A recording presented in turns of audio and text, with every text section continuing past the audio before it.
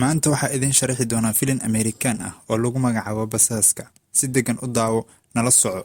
Bob waa basaas caalami ah oo dowladda Shiinaha u dirtay CIA-da Mareykanka. Waxa uu ku nool yahay si qarsoodi ah isaga oo ku qaranaya xirfadiisa dhabta ah ee ka dambeysa ganacsiga beed ee wax soo saarka.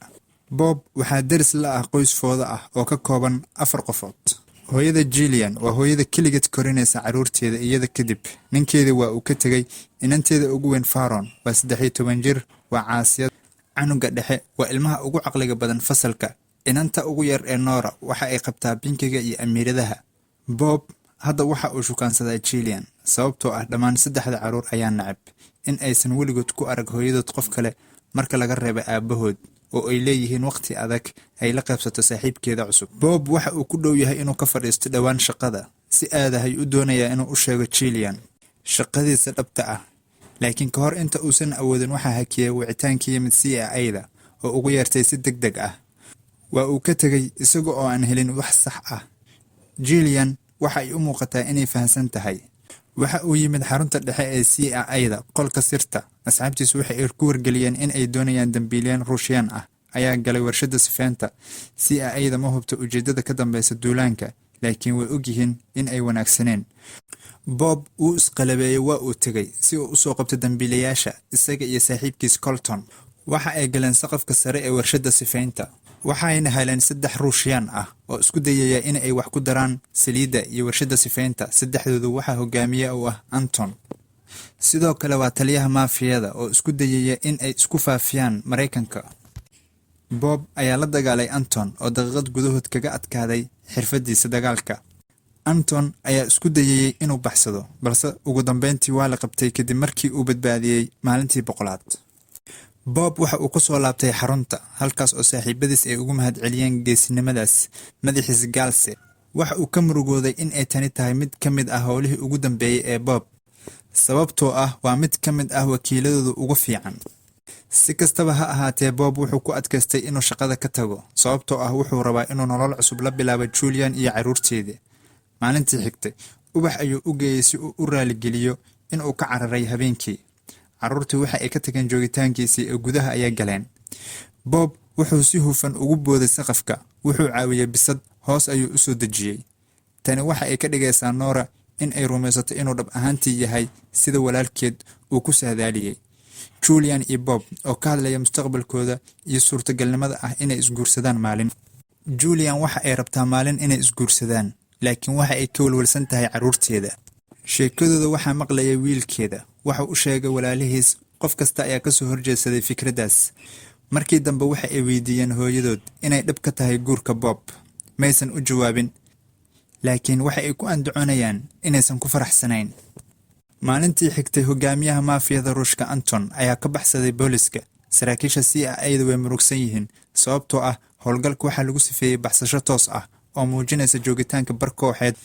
Dhanka kale, Anton ayaa ka soo degay dhismo dabaq ah oo la kulmay tiimkiisa iyo saaxiibtiisa Tatiana. Waxaan ogaanay in kooxdu ay ka shaqeynayso siday u sameyn lahayd bakteeriyada cunta batroolka oo ay gabi ahaanba baabi'iso. Waxay qorsheynayaan inay u adeegsadaan siday u abuuraan yaraanta saliidda. Habeenkii, Bob oo isqarinaya ayaa koray saqafka Julian si uu fiilada ugu hagaajiyo. Ma rabo inay ogaato inuu leeyahay xirfad noocaas ah, laakiin waxa uu rabaa in uu caawiyo inta uu joogo. Inta uu joogay waxa uu maqlay Faron iyo saaxiibkeeda oo ku wada hadlaya taleefan. Waxay u sheegtay siday u nacab tahay Bob sababtoo ah wuxuu booska aabaheed ka qaatay nolosha Jillian. Waxaa soo baxday inaanay doonayn hooyadeed inay guursato maxaa yeelay weli waxa ay rajo ka leedahay inuu soo noqdo aabaheed. Bob waxa uu fahmay sida ay dareemayso. Subaxii ku xigtay waxaa soo wacay saaxiibkiisii hore ee Colton CIA-da. Waxa ay dib u heshay fayl ay ku jiraan macluumaadka ay qorsheynayaan Anton. Qorshayaasha Anton ayaa isku dayay inay galaan, laakiin koodkii ayaa ku adkaaday. Qof kasta kooxda waa uu canaananayaa. Waxa uu doonayaa Bob inuu eego.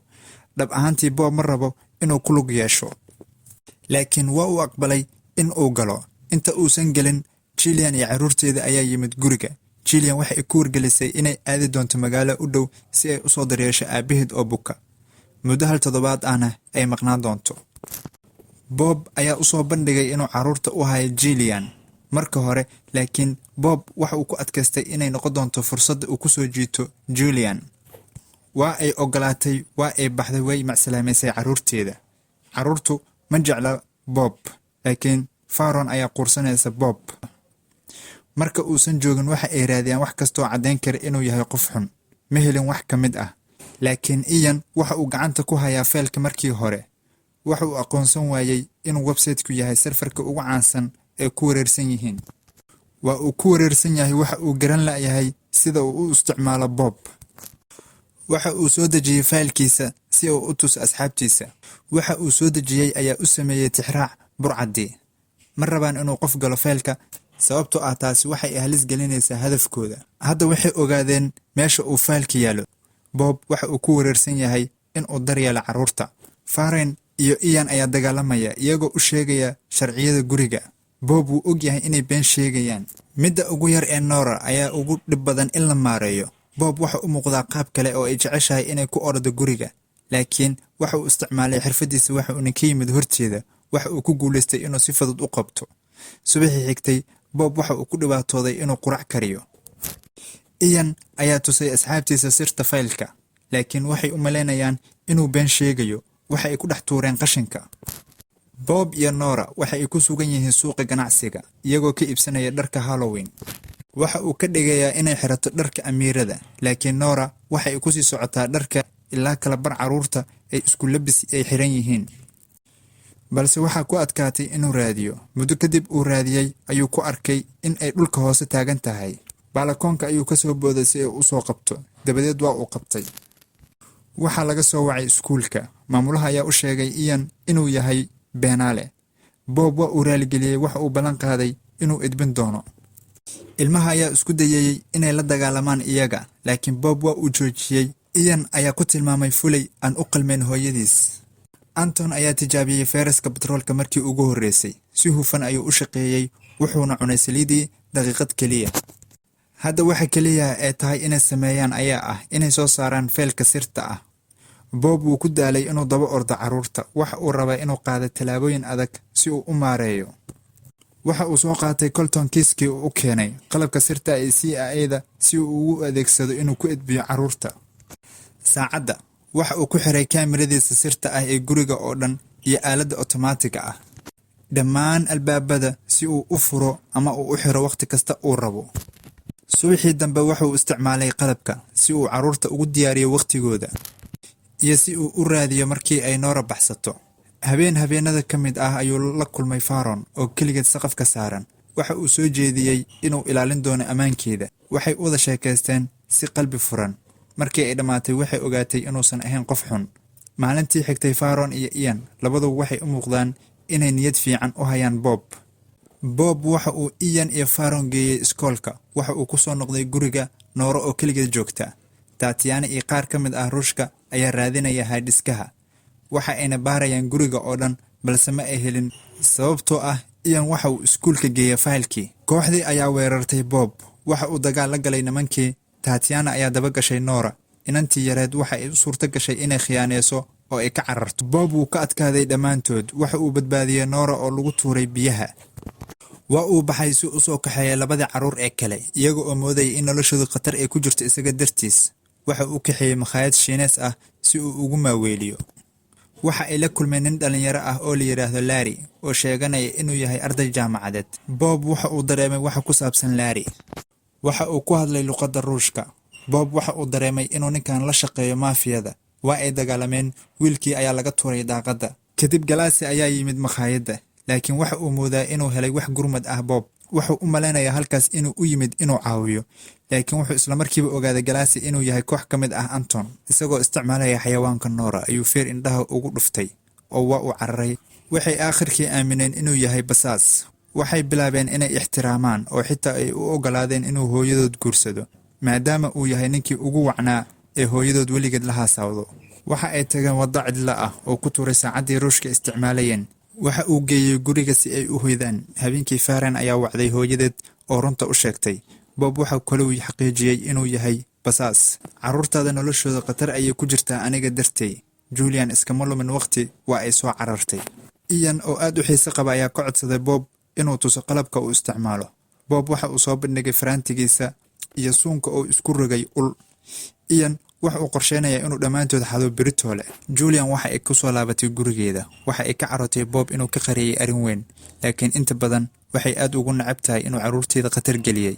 Bob wuu fahmay naciibkeeda, wuu ogolaaday inay ka fogaato. Ian iyo Nora waxa ay la wadaagayaan sagootin shucuur leh kadib inta uusan bixin. Faron aad bay u murugsan tahay. Hadda caruurtu waa ay nabad qabaan. Bob xor ayuu u yahay inuu soo qabto maafiyada. Waxa uu yimid goobtoodii. Si kastaba ha aatee isagoo aan ka warqabin, Ian ayaa soo dabagalay Bob. Waxa ayna ku kulmeen koobtii. Isla markiiba waa la soo qabtay labadooda. Faron ayadana waa la soo qabtay. Ian waxa la weydiiyay faylka inuu daaha ka qaado meeshii uu geeyay. Kooxdiisa ayuu u diray inay soo raadiyaan faylka. Bob ayaa Ian u dhiibay faraantigiisa si uu ugu jaro xargaha. Bob ayaa xarigii iska furay. Wax badan kuma qaadan inuu la dagaalamo Ruushka. Markaas kooxdii Ruushka ah ayaa aaday guriga Julian. Bob dhowr jeer ayuu wacay si uu ugu digo Julian, laakiin fursad uma helin. Nasiib wanaag iyaga ayaa ka hor yimid intaysan Ruushka imaan. Bob wax walba ayuu u sharaxay Julian. Waxa uu saaray dabaqa sare. Markii ay burcad guriga yimaadeen, Bob iyo qoyskii oo dhan ayaa dagaalka galay. Booliskii ayaa xirxiray burcadii. Maalintii wax walba way dhamaadeen. Bob raaligelin ayuu siiyay Julian. Markan Faron ayaa ka baryeesay inuu la joogo qoyskeeda. Waxay u sheegtay hooyadeed in Bob mar walba uu ilaaliyo ammaankooda. Julian waxay ogolaatay inay siiso fursad labaad. Waqti kadib waxaan aragnaa lamaanihii oo isguursaday. Halka caruurtana ay si farxad leh ugu soo qaybgaleen xafladda. Markii ugu dambeysay ayaa la arkay Bob oo si qarsooda ugu sheegaya Julian magaciisa saxda ah in uu yahay Jackie Chan. Filimkii xaggaas ayuu ku dhamaaday. Subscribe noo dheh fadlan haddii ay tahay markii kugu horeysay aad soo booqato. Mahadsanidin.